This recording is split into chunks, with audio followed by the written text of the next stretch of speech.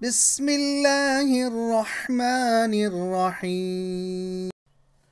ولولا كلمة سبقت من ربك لكان لزاما وأجل مسمى فاصبر على ما يقولون وسبح بحمد ربك قبل طلوع الشمس وقبل غروبها ومن آناء الليل فسبح وأطراف النهار لعلك ترضى ولا تمدن عينيك إلى ما متعنا به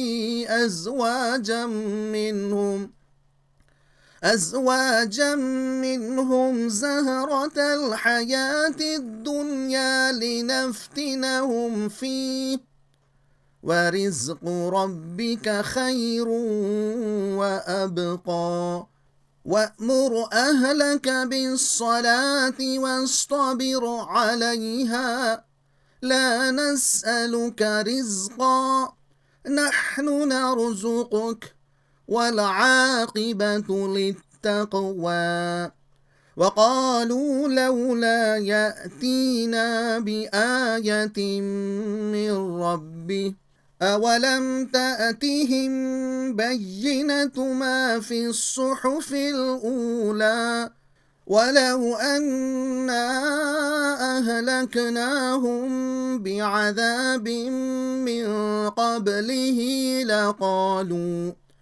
لقالوا ربنا لولا أرسلت إلينا رسولا فنتبع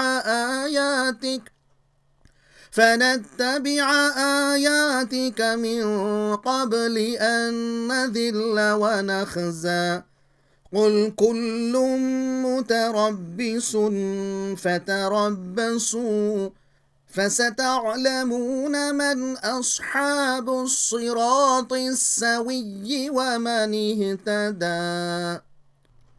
मज़मून काफिरों को संभलने के लिए वक्त मुकर्ररा तक मोहलत दी गई है। सब्र व तहम्मुल के साथ नसीहत का हक़ अदा करते रहना चाहिए।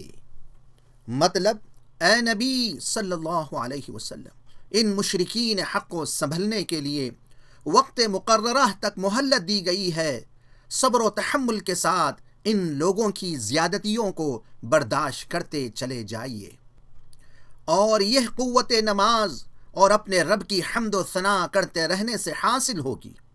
यह लोग अगर नाजायज़ तौर पर दौलत समेट कर अपनी ज़िंदगी में चमक दमक पैदा कर रहे हैं तो ईमानदारों के लिए यह चीज़ काबिल रश्क न होनी चाहिए, बल्कि जो पाक रिज़्क़ तुम अपनी मेहनत से कमाते हो वो खाह कितनी ही थोड़ी क्यों न हो, वही बेहतर है। उसी में तुम्हारी दुनिया और आखिरत की भलाई है।